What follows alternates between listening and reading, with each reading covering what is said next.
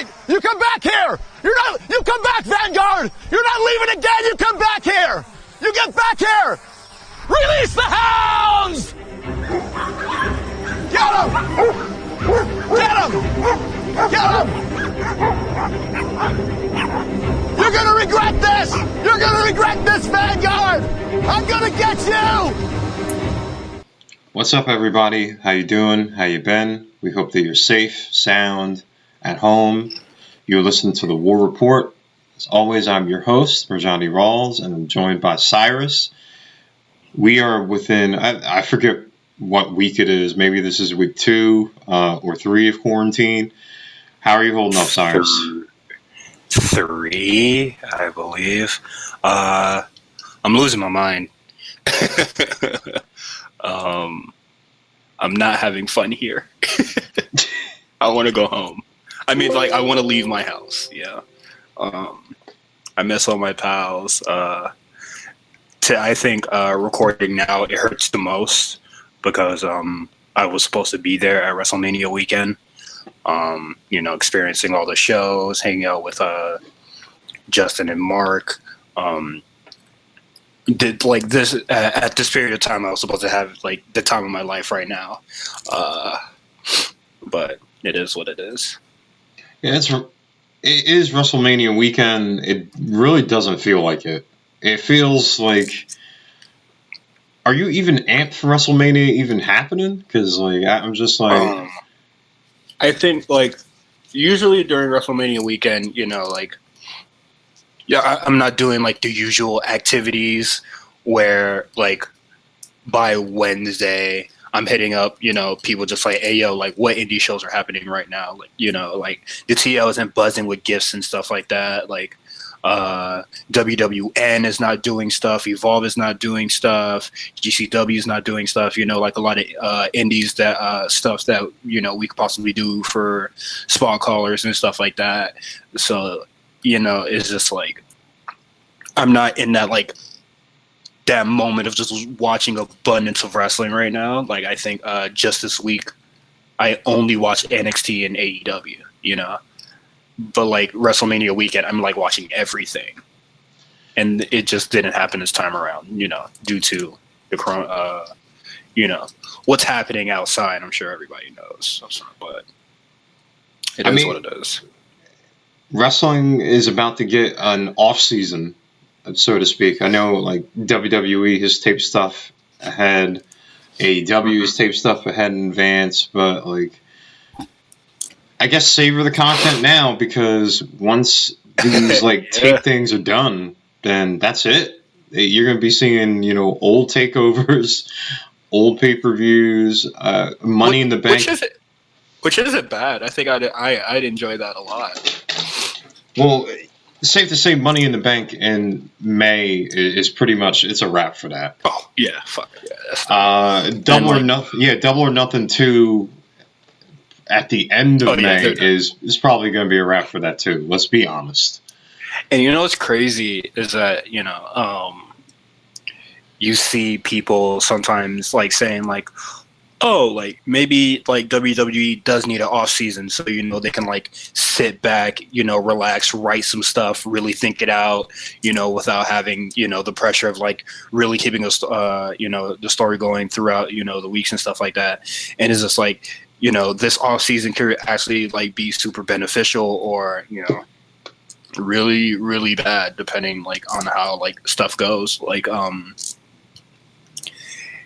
I think a lot of wrestling fans are like getting stuff that they like theorized or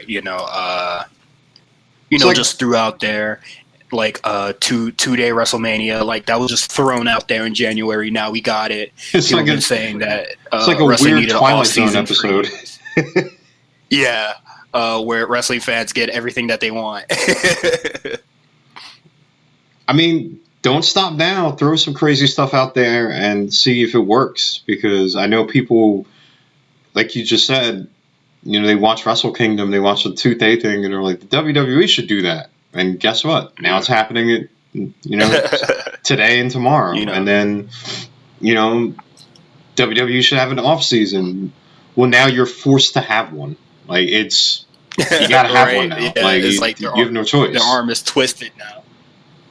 So, very weird time. Hopefully everything works out. But getting to the shows, I got to give a shout out to Tony Khan because obviously he listens to the show because AEW has introduced a new championship. It's the TNT Championship. They're going to have a tournament. Yeah. Just to run down the matches on it.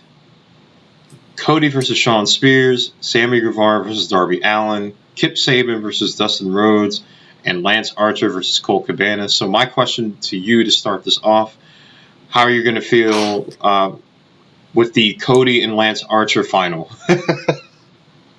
Oh, okay. I'm glad that we could agree on with Lance Archer going to the finals. I'm okay. I'm okay with that. I was like, I'm very, very excited that this title is being introduced. Tournament style, that's fine. That's okay. Because I think I think the amount of people in the tournament is their mid card. So like, I'm not like, oh man, why isn't it like longer, or like why isn't it like G1 style or anything like that? I do like that it's single elimination as well.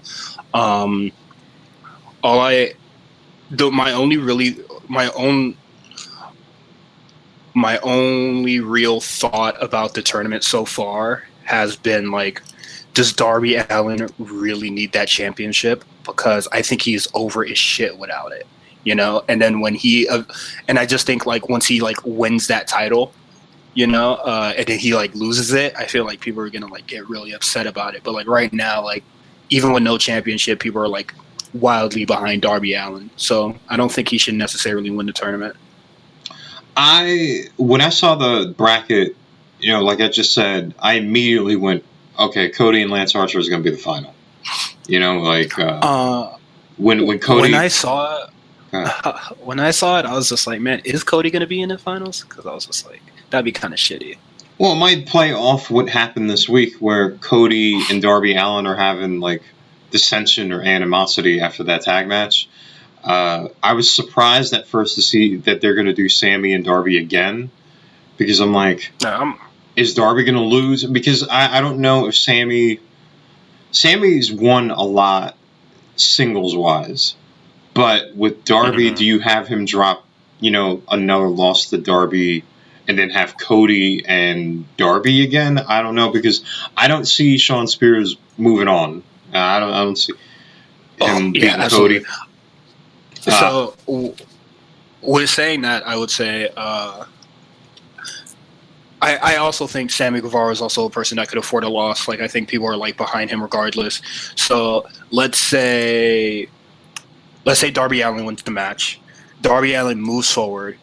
Him and Cody have that had that draw last year, right? And then Cody beat him at the Bash of the Beach. Yeah. So we get the rubber match, and then probably Darby Allin takes it. I think Darby Allin and Cody's going to be their Omega Okada. Yeah, I mean, fine, why not? Let me see.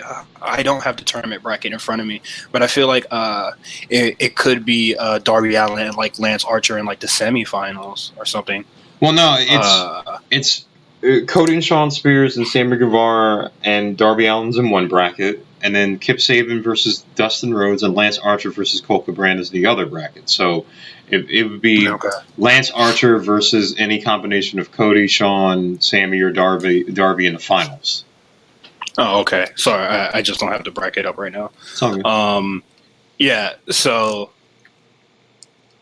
Yeah, I say run back Darby Allin and Cody. Screw it. I didn't see Colt Cabana going through. Kip Sabian, I don't know. Like, you're going to have Lance Archer and Dustin Rhodes, like two Hosses. It's going to be like a Hoss semifinal versus, you know, I don't know. But if it's truly a mid-card title, like, wouldn't Kip win there? Since Dustin is already kind of doing the tag team thing? Yeah, absolutely. Colt Cabana not going not beating Lance Archer. I don't think he should. I think that would be a very poor booking decision. But yeah, I think Dustin will take the loss here.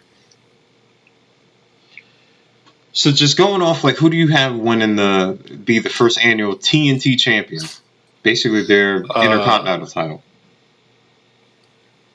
Kip Sabian.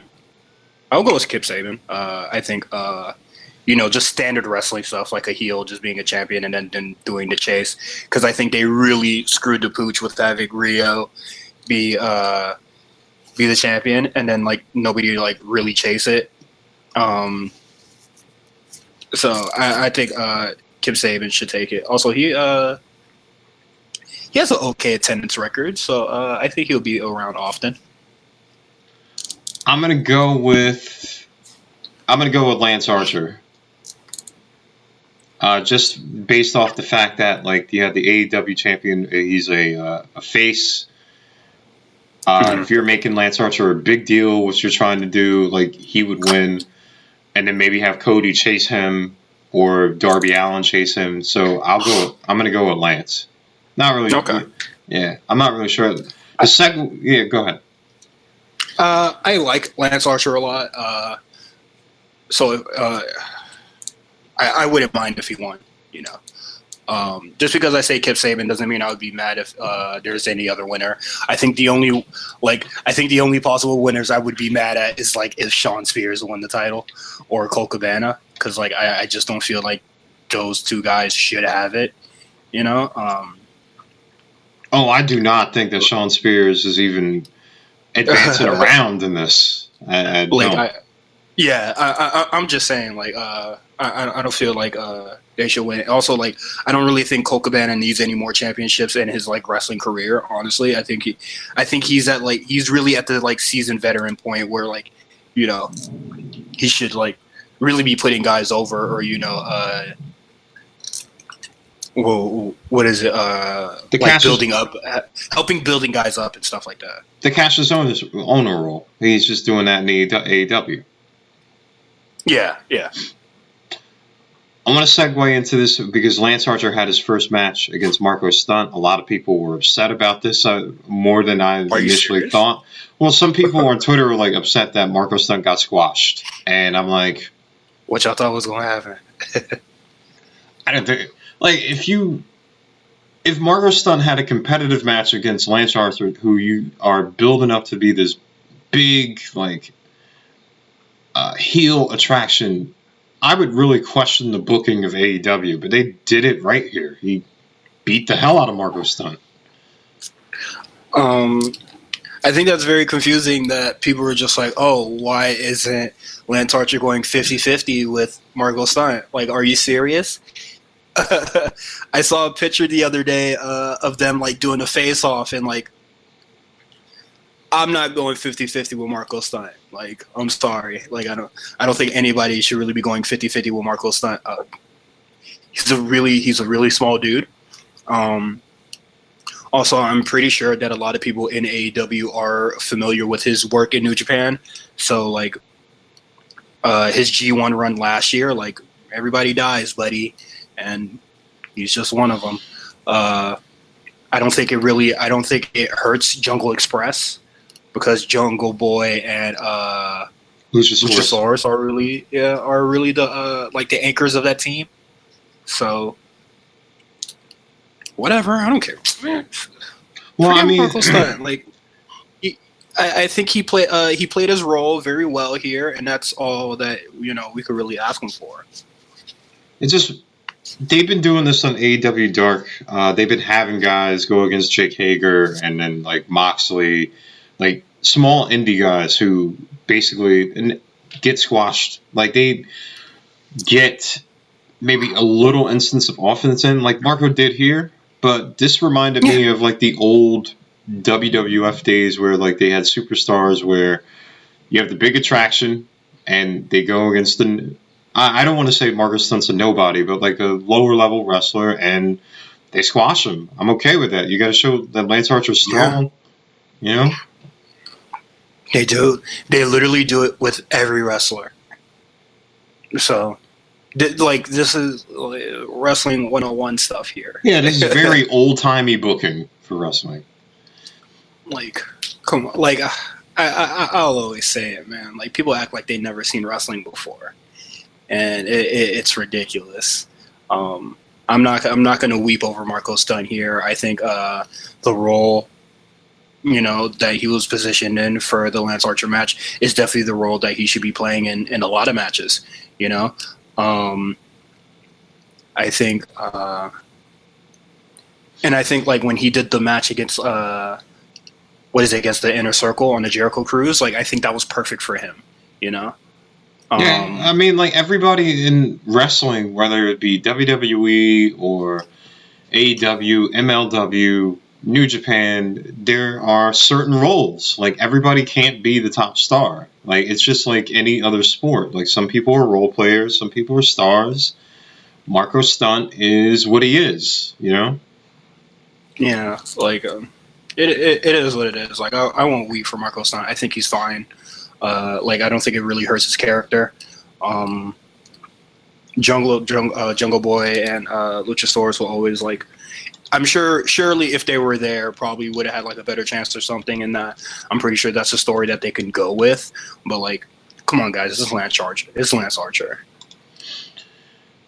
So Kenny Omega's single run continues. I think that he's having I saw somebody I was talking on Twitter with, and they said that they feel that right now he's the best wrestler of the year, basically for matches. And you know what? You can make that argument. The problem is, like, he had another good match with Trent here, went 20 minutes. The problem is that I read an injury report. He has a torn labrum in his shoulder. And he's going to try to like work through that, but eventually this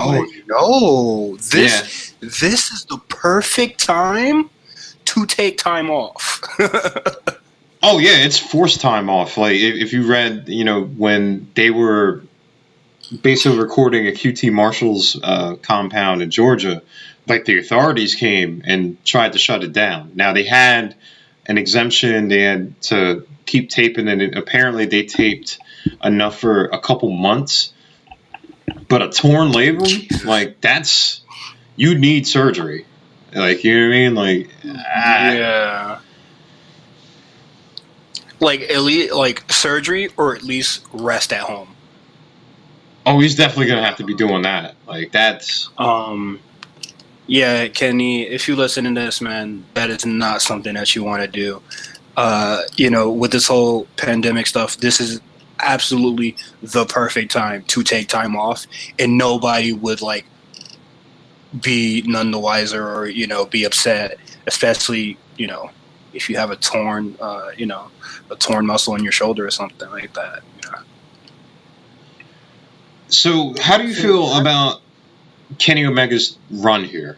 So do you would you compare it to, like, that New Japan match with run? Trent? Oh, no, because I would say the level of competition, or, like, the level of competitors that he has in New Japan are far better than the ones in AEW, which I think is my real problem with Kenny Omega being there, because, like, I just don't think, like, sorry, I just don't feel like the talent there is, like, really there. Like, I don't think Kip Saban is up there with your. Oh shit! I don't think he's up there with Hiroki Goto. But, like, this match with Trent made me go, maybe Kenny Omega isn't washed. This is probably, if you know me, I'm not particularly a big fan of Trent. I just don't know what it is. Ever since I saw him at Wrestle Kingdom with Rocky Romero, I just never been really with it. But I really like the match here. Like, I liked it a lot. This is a really good match. Like, surprisingly really good. Well, I mean, like, Kenny had this year, he had, a 30-minute Ironman match with Pac, and then of course the Young Bucks match, and then you had Sammy Guevara. Like that was all this year. The tag match with Lucha Brothers. Now, I mean, do I think that he basically is one of the best this year? I'll say that. But do I think that it is comparable to like the New Japan run that really got into New Japan as he was gearing up to fight Okada for the first time for the title? No. I feel that Kenny, if you go back in those matches and those G1 matches, even some of the G1 matches afterwards, like he was on another level. You know, that might be, and I think Justin has said it too, that might be one of the best runs of all time. But yeah, I kind of agree. I kind of agree with you. Go ahead. I agree with you, basically saying that the competition level in AEW is not what it really is in like a New Japan. Like it's not. He's not fighting a Tanahashi. He's not fighting an Okada. He's not fighting guys like that. Even though he fought Trent there. They have Pac, but it's not, you know, basically comparable there. Yeah. Also, it's like with New Japan, like his run alone, I think it really like got that got a lot of the Western audience over there, you know, and I don't really think I don't think his AEW run is gonna like change AEW really, because you know, quote unquote, ratings wise, they're still like at the same place that they usually are, just below the millions and stuff like that. But I believe like his run in New Japan alone like really did like wonders for that company. Like it really changed stuff for them around that time. So like I just like I think. The singles run that he's currently having in AEW lacks impact. Well, he's still one of their most popular guys. Like, yeah, absolutely. Ratings, especially now, I kind of discount because we're in a pandemic. Like, if you're really like saying like ratings up and down, and it gauges the quality of the show, there's no crowd. People are understandably worried about more pressing things within the pandemic. We've never really lived through this before. I mean, Kenny Omega has done wonders for Hangman Page, and I give credit to Hangman Page too with this whole character thing and going with the Elite, but like his injection into the tag team thing, like it breathed new life, which I thought was it was basically Lucha Brothers and the Young Bucks, but I'm enjoying this Omega Hangman storyline. I like. Yeah. Hopefully, Kenny gets some rest, and please, there's no reason why he should really be pushing himself like this. Really, and I think people that are letting him go out there and like really work with that, rumored, but if they're like letting him go out there with his torn shoulder, like I think that's really messed up. Guys should be caring about his well-being. There's a lot of guys that could take his place. There's a lot of matches that can happen instead.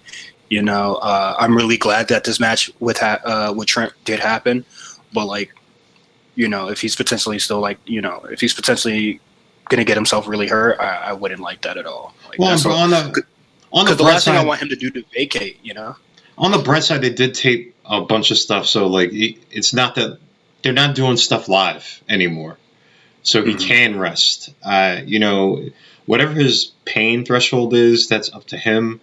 Is maybe he just kind of wanted to go through. I will see in the next 2 months, because apparently they had months worth of taping. We don't know if, whenever this social distancing and things get lax or lifted, but I mean, I'm glad that he gets to rest that shoulder. God forbid if it really is a torn labrum. That's crazy. basically going into like Double or Nothing. I don't really know if you can get surgery right now, but you know. I wouldn't recommend getting surgery, but I'd recommend, just putting his arm in a sling or something, and until like the curve gets flattened a bit, then go and seek some help. Brody Lee in the Dark Order promo, seemingly, teasing Vince again. Yawn. This is not what I wanted from Brody Lee. This is absolutely not what I wanted. Well, I mean, my problem with that is with Dark Order, I thought that it was getting its stride. You know what I mean? Like the whole when they were doing the whole Exalted One build up, I'm like, okay, I'm digging this. But the last 2 weeks with Brody Lee, because he could speak, like if you listen to the Talk is Jericho podcast, this guy's intelligent. But now it seems that the Dark Orders just seem to be being like a WWE parody. And I don't want that from that. Like it was one of the best things that they had going. And now, like, with teasing at Vince, it's just like, all right, now all of this is getting lost. Yeah, I feel like they're really getting their stride going with the build of the Exalted One. A lot of stuff with SCU and stuff like that. Like they were getting a lot of momentum build up, and then they got Brody Lee, and they skyrocketed at that point, like, and then since then it's just been going downhill with just like, I understand if they wanted to stall for time, or something, but this is not what I wanted from Brody Lee. If you like the promos, go ahead, but do you? But I would like my wrestlers to wrestle and not be bitter about their old job or, poke fun at their old job. Like, I just don't care. I just want to see him wrestle. Like, I want to see if he got it, show us what we've been missing. Because these boardroom, where he's basically being like a bad, horrible boss. Like, I just don't care. I just don't feel that.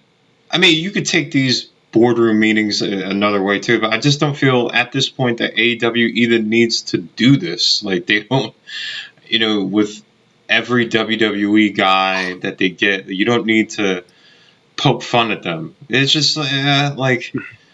Also, like, it I feel like it kind of like is doing something. Like, I think it's really like what is it?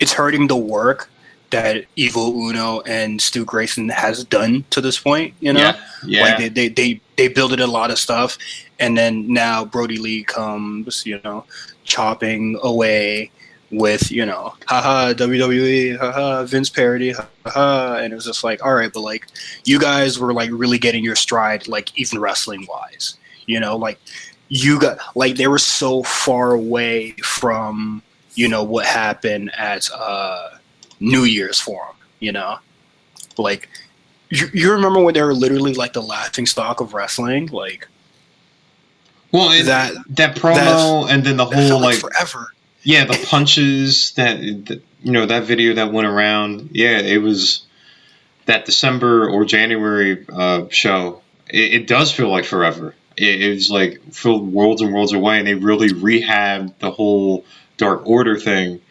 And I'm still interested in it. It's still early, but I just think that you could use Brody Lee better than just kind of, haha, like, this is Vince McMahon. This is the stories that we've heard, time and time again, of him not wanting people to sneeze. And, you could use him better.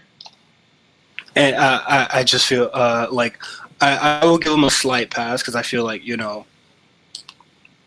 this whole pandemic situation, kind of did interfere with plans. And I understand that.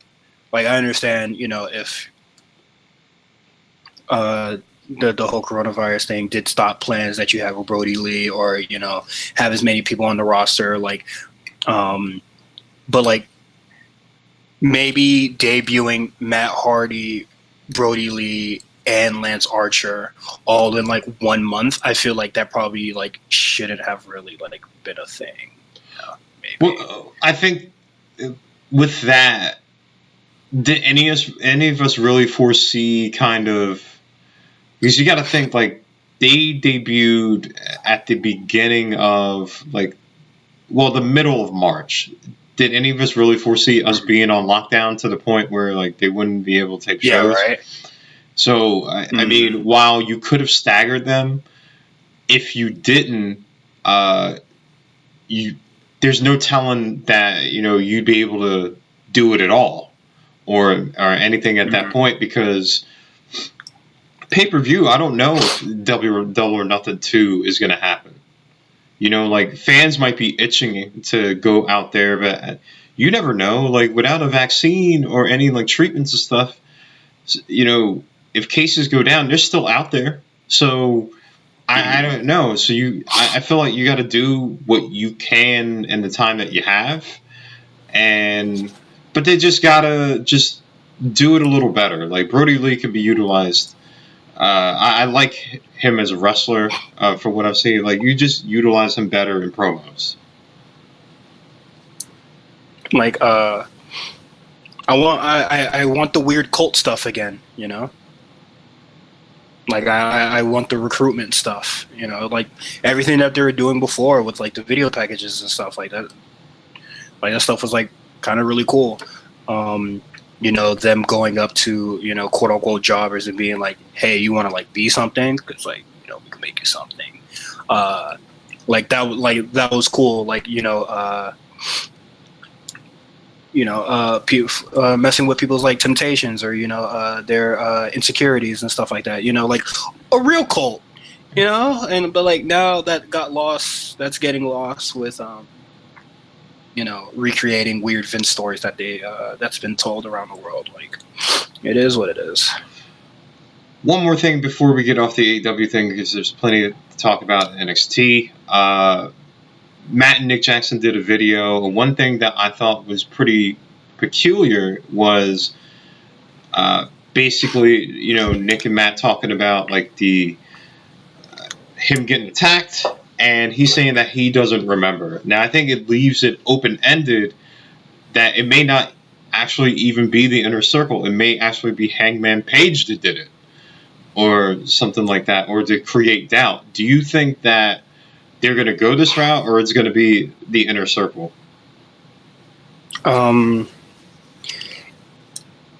If it was Matt Jackson, I would say Hangman did it. Because in their match that they had, he seemed, he's the more emotional one. He seems to have the more, the most animosity towards Hangman Page. So I would completely understand, if he did it. But it was Nick, so I will go with Inner Circle. I think I'm going to go with I'm just to shake things up a bit. I'm going to go with Hangman Page. I think that, like, eventually he's going to split. I don't know when the payoff is going to happen now, because I would have pegged it to happen at Double or Nothing 2 or Blood and Guts, because that's another match where like they're going to hold off, and rightfully so. You got to do that with a crowd, but I think Hangman is probably going to get revealed to be the guy who attacked Nick, or if not that, something's going to happen where he brutally attacks Matt and stuff like that. That heel turn is going to happen soon. Yeah. I thought it would happen after Blood and Guts. I feel like there would be a lot of cooperation issues, because like he already has that with Kenny Omega already. So I doubt like he wouldn't have that with people he doesn't, necessarily like right now. We'll just have to see where the story goes. I'm with it. All right, let's talk a little NXT. So, I wanted to start off with the women. Shotzi Blackheart, she had quite the showcase, didn't she? 4 eliminations. I don't know if people were, crying that Aaliyah got eliminated. She was going to I felt like she was going to lose. Yeah, Aaliyah didn't get her time to shine, but I mean, they already have your EC3 in the match, so I don't think Aaliyah needs to be there. Well, I wonder who you're referring to be the EC3. I'm sure, if you listen to the past episodes, you know how I feel. But yeah, I think just like in the order of the gauntlet, how the gauntlet went, I think Aaliyah showed up at like a pretty good time. Like she didn't like get eliminated first or anything. I think she got a lot of offense in because Shotzi Blackheart was winded, so I think that was really cool. I think that we pretty much conceded that Dakota Kai was going to move on. Like that was a given. She should have been in the match like anyway. That was pretty much going to happen, even though I think they're doing the right thing with Shotzi. Like she, obviously she's going to be the next big thing as a babyface in that division. So the women's ladder match for the number one contender spot is going to happen next week. Who do you have winning? Well, my perception is skewed because I don't know if Charlotte's going to win the title or not. We'll find out either today or tomorrow. Yeah, so whatever predictions. I'll probably go with. I really want to say Dakota Kai, but I feel like her blood feud with Tegan Nox is like at the Johnny Gargano or Tommaso Ciampa level, where it's like it's no longer really about the title. It's just like I want you to feel pain. But she already did that at the latest takeover, and I feel like her next victim should be Rhea Ripley. And they could just play that video package over and over where she just goes, where Rhea Ripley goes, like, you just didn't make the cut or whatever. So I want to say Dakota Kai. I think I made a good case for it. So yeah, I'll say Dakota Kai. Well, you could do the whole Tegan Nox thing because, with the Mae Young Classic, there's that dynamic between her and Rhea Ripley with her getting hurt. You do that. Mm-hmm. I'm going to go with Io Shirai because she is too popular for you to keep, like, all right, maybe she wins it, maybe she doesn't. I think right now you pull the trigger. Rhea Ripley, I think her title reign, I do predict that she's going to be Charlotte. I think that's going to be basically her crowning achievement, like her linchpin for her being title holder. But after that, you could have, I don't know when the next takeover is going to be, but you can have a long feud where it leads to her dropping the title to Io Shirai because I think Io is the next one up. I think she needs to have a title reign. It would be pretty dope. Everybody loves her. And before she moves on to Raw or SmackDown, I think that she needs to do that. Rhea is Rhea Ripley. She's a badass. But I think, you can maybe have her have the 2-time champion, or you can maybe move her on, and continue to feud with Charlotte or something like that. But yeah, I'm going to go with Io. Yeah, okay. And I mean, like like it does affect my decision, but like the WWE doesn't necessarily have to do heel versus face thing. But I feel like if, let's say, Charlotte wins the title and then Io Shirai wins, Io is automatically the babyface. Oh yeah. Like even like with her gimmick and like her intensity and all that, like once Charlotte is in the mix, like she's automatically a face. So I wouldn't be opposed to her winning. Yeah. I mean, we'll see. I don't know. That's the thing with WrestleMania. Like, I don't know where Rhea and Charlotte's going to be on the card yet. I don't think they've announced like the 8 matches that are going to be today or Sunday. I think it'll be Sunday. A-Show did their predictions of like who's going to do the thing, but I think it'll be Sunday. Yeah, put it on Sunday. I mean, fuck it, why not? Dexter Lumis and Jake Atlas. People were pissed. I don't know why. People were very angry at Jake Atlas losing here. I think someone said that Jake Atlas should have went to AEW and he would have been a big deal. You gotta understand here, with any NXT person like coming in, they always lose unless they're like a Shinsuke Nakamura or something like that. Okay. My thing is that Dexter Lumis has been, doing these matches before. Like, he's been on the show before. So I think I like, he disappeared for a little bit, but like, I think it would be like messed up to just have him come back and then lose to Jake Atlas. Also, like, Jake Atlas might have lost, but maybe the match was supposed to favor Dexter Lumis. Maybe he will be featured more. Like, you're rooting for Jake Atlas, hoping that he'll win, but you weren't looking at the dude that was already on TV before. You weren't looking at the guy that already had his video packages. You're not looking at the guy that is pretty decent in ring, Also, like, people say it's a squash, but you can look at the highlights on WWE's YouTube and see that it's a little longer than 5 minutes. And longer than 5 minutes to me means squash. I mean, not squash. So it wasn't a squash, but he got beat pretty quick. Like, how do you feel about Dexter Lumis's character?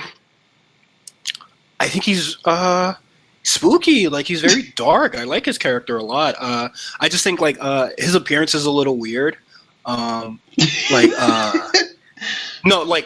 I think, like, his like big tattoo that's just like all black. Like, there's not really anything there. It's kind of just like a black, like, it's just dark, Right. Like, the tattoo artist just said, "Fuck it, I'm gonna waste ink." But like, I do like his presentation. Like, when he first came out, he had like the gloves and shit. Had like a very Chainsaw Massacre kind of like feel. Like, the music. The music. Like, he's a spooky dude, and I like it. He's Brian Fury from Tekken. Yeah, if Dexter Lumis could do a really good laugh, sign me the fuck up. Brian Fury's in NXT. Fuck AEW. Oh, wow. Jake Atlas will be fine, man. He's a great performer. Yeah. It just takes time. Also, I think, like, I don't want to, like, be disrespectful here, but, I think Jake Atlas has been around for a really long time. So, like, if they wanted to transition him into a coach, like, I think NXT would be better for it. Like, he's done a lot of great stuff in the indies and stuff like that. And, like, usually people don't appear on TV this fast. So that's good on his part. And also, like, he could come back whenever and come back strong, Yeah, I just don't, like, it's weird because a lot of people are saying, like, the WWE was, like, disrespecting the LGBT community. And I'm like, that's also when they say, like, Vince McMahon is racist because Kofi Kingston lost the title, or like a black person didn't win the title. Like, it's no longer the race angle. It's the, I don't even know how to, what to call it here, but, the discrimination angle, or homophobic angle, whatever. It doesn't matter. Like, Jake Atlas is fine. I'm a big Jake Atlas fan. It's just that, like, I don't even think the guy that put this into the world even watches a Jake Atlas match. So that's where I'm taking it. Well, it's just that, like, I don't want to downplay anything, but at the same time, I've watched enough NXT to see, like, how they interject guys into the brand. And, well, one, it was weird because I think Jake Atlas had Kaylee Ray's music. I was like, I've heard this before. But then, that's funny. I don't think they're gonna do him dirty. they see what Jake Atlas has and give them a couple weeks, guys. Like, you know what I mean? Like, one loss does not shoot a star down from the sky. You know, he will be fine. And Dexter Lumis has literally been there for 6 months. Yeah. I said it earlier in this episode. The people just act like they've never seen wrestling before. It's ridiculous. So, wanted to move on. Keith Lee, Dominic Dijakovic, and Damian Priest. They had the match for the NXT North American title. Of course, Keith Lee wins as we thought that was going to happen. Where did they go from here? He beat Dom again. How many times have you pinned Dom? Like 4 or 5 times now? Right. I think this is where we could finally get the Keith Lee versus Damian Priest singles match. And just shoo Dom away. Like, I never felt like they needed to go back to this well, regardless. I felt like Damian Priest should have always won that match. But maybe we could finally get there now, because Damian Priest didn't get pinned. And, you know, if you've seen wrestling before, that's a viable excuse. So, yeah, we get the Damian Priest singles match. Does he take it or not? Who knows? But we'll just have to see when we get there. I don't know. Like, I'm just like, okay, let's move Dom to Raw or SmackDown or something. Just move him away from the North American title scene. Like I don't want to say it, like, I'm tired of seeing him and Keith Lee, but go face somebody else. Yes, please. Like, but there's enough matches for him to have on Raw or SmackDown. Keith Lee, like, there's enough talent in NXT where Keith Lee can have different matches against different people. I agree with you. Damian Priest is the next guy. I think they need to have a feud with. I call him Boss Voice. Yeah. I need the title because, you know, it bring me prestige upon album cards. I need the money. I need the money in the holes, man. Cough up the title. I like that mentality, man. But yeah, they could easily transition to a singles match. The match that they had on the show was okay. Like, I didn't think it was anything crazy, really. I just felt like I've seen it before. You know, like three really athletic big men going off, and it's not that, like, it's not great, but at the same time, it's just like, all right, cool. I've seen this, you know, combination before, and let's move on. Let's have somebody else for Keith. Yeah, like I do like that the North American title scene just became like the Haas division. Like, I think that's really nice. But like here, like I've seen it all, you know. Well, like, yeah, I kind of seen it all, like the topes and stuff. You know, all the top rope stuff. Like, that's all fine and dandy. You know, the power stuff from Keith Lee, like. It's whatever at this point. Like, I just give me the Damian Priest and Keith Lee singles match, and we'll see if they can, like, do something different. Because, like, a lot of matches that feature Dom and Keith Lee in the match kind of tend to do the same stuff. Yeah, I mean, I'm trying to think of a guy that could fight Keith Lee. When you get past Damian Priest. When you get past... Go ahead. Cameron Grimes? Smaller guys back in. Kushida? Kushida? Yeah, Kushida. Kona Reeves? Swerve Scott, Austin Theory. You know, like, we can start putting smaller guys back in it again, and, like, I'm pretty sure nobody would, like, really, you know, bat an eye, you know. Austin Theory is about to have a WrestleMania match, man. How blessed has he been, for the Rona, bro? Oh, that is the quickest, call Hey, up. man. Well, AJ Styles, bro. He didn't even have to do NXT. Yeah. But I mean, it is what it is. Like, I'm sure people will get upset and stuff like that. But like, please understand the circumstances that we are in. Understand that Andrade has a rib injury, which really sucks. Because I'm pretty sure now he has to vacate the title. It is what it is. Yeah, Austin Theory and Angel Garza, man, like that's WrestleMania, blessed, really blessed. Yeah.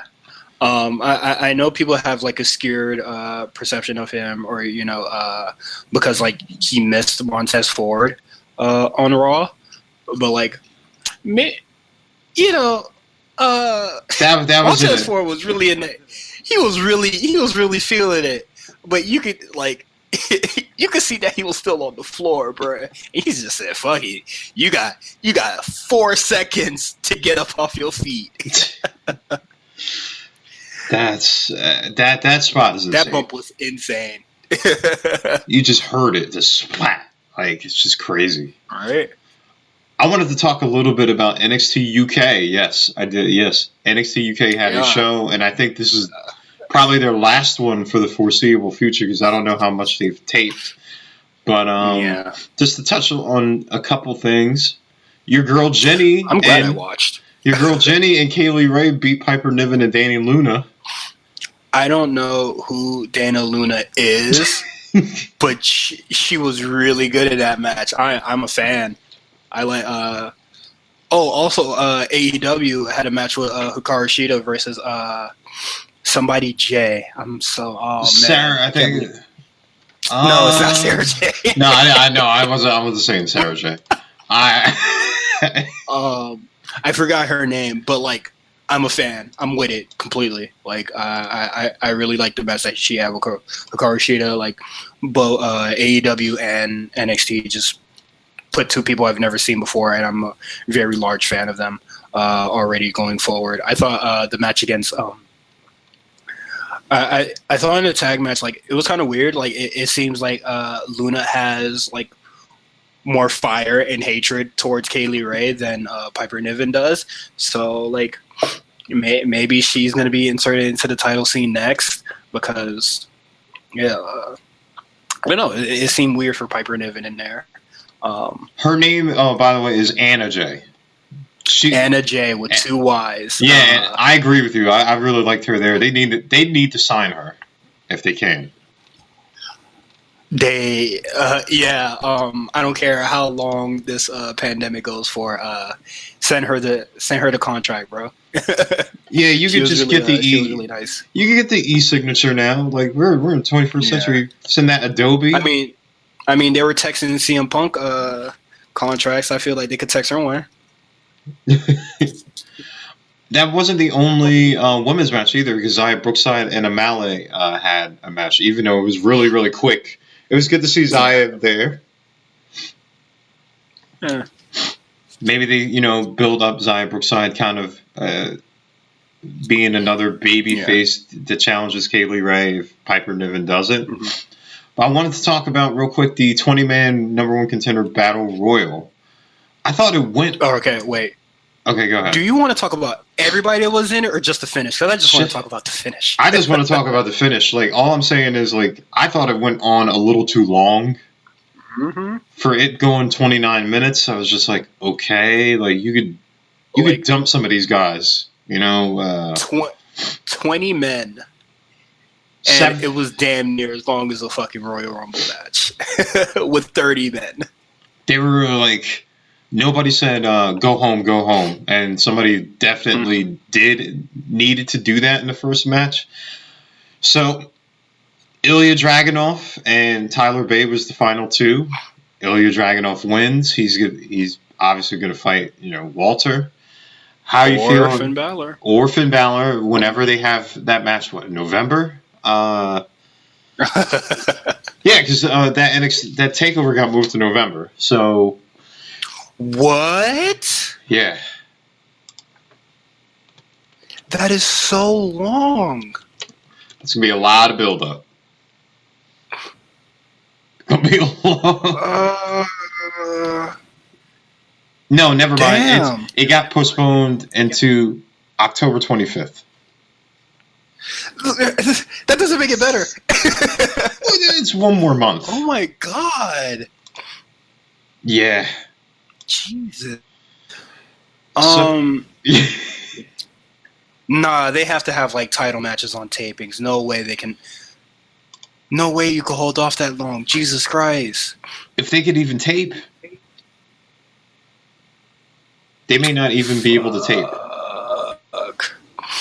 That is so long. So Ilya Dragunov is the number one contender, but I don't think they did any taping, so it's gonna be, gonna be a while to see any payoff. Wow, that stinks.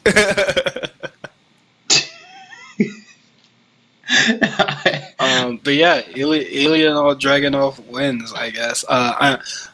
Just like on him, I'm still not particularly a big fan yet. Well, I don't think I'm a big fan. I don't think I will ever become a big fan because I don't think he's going to change anything.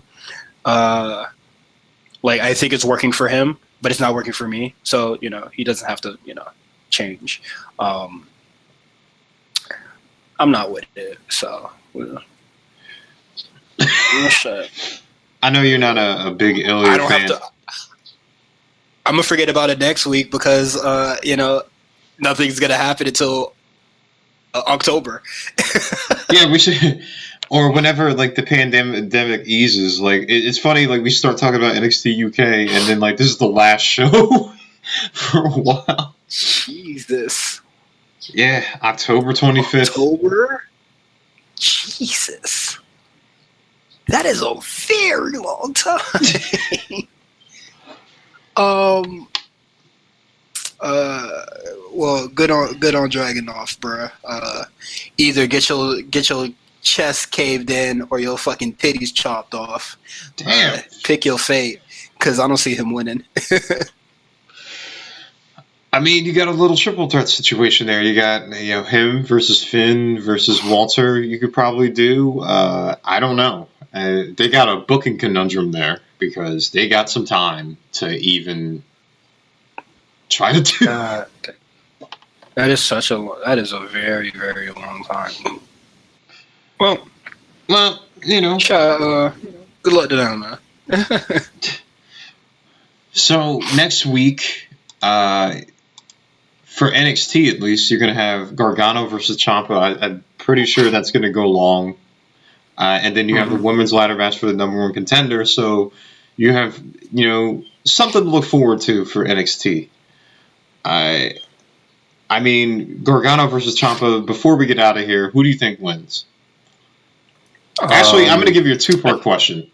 Who do you think wins, and do you think that Killer Cross debuts here? Yes to the debut. And I really feel like Ciampa should win this match, man. I'm going to go with yes, and I'm going to go with Gargano. Okay. I mean, reluctantly going with Gargano. I don't know. I mean, it kind of plays off the whole story of Ciampa kind of stabbing him in the back first, and like, I'm not on anybody's particular side at all, because, and I'm sure it's going to be another great match.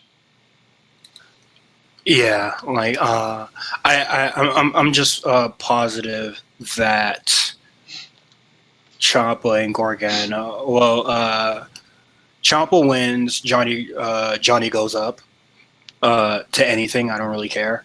But I'm telling you, if the match is still going on and I see Killer Cross doing interference, that's it. I'm turning on the match. That is the deal breaker for me. I need a definitive finish here. I need no shenanigans.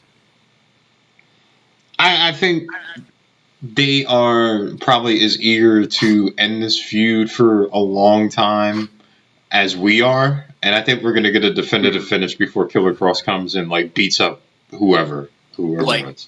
If he shows up before the finishing bell, that should get an auto 0 stars. I don't give a shit.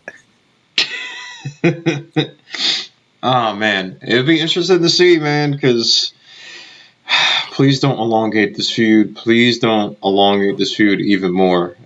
Don't go back on your word, Triple H. Don't do it. All right, that's our show for this week. Enjoy WrestleMania. It's going to be weird, I'm sure, but just we all need something to enjoy right now, so enjoy that. As always, you can follow us at RNC Radio Live on Twitter, Instagram, or wherever. Like, subscribe, like. Spot callers. You're talking about the Cinderella tournament in Stardom. Mm-hmm. Is a really good listen.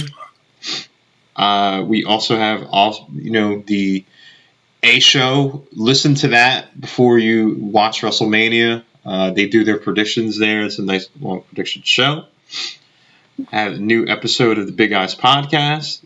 Talks about Zip Man and Demon Slayer. Mm-hmm. What the Black Variant? They talk about because everything's at a standstill right now, so comics have ceased for a point. That sucks. which really sucks. Yeah. There's been movies, a lot of delays. I know Disney just announced yesterday that there's a whole slew of delays that they're moving to 2021. Recalling Saul. Got a new episode for that. Meals is back with It's a Challenge. We got the First Responders. They talk about Party Next Door's album and then the producer battles that happened. Got something for everybody there. So we can't go anywhere. We're all quarantined. Give us a listen. give us a follow. Absolutely. So for myself and Cyrus, we hope you're safe, and we will welcome you back here next week.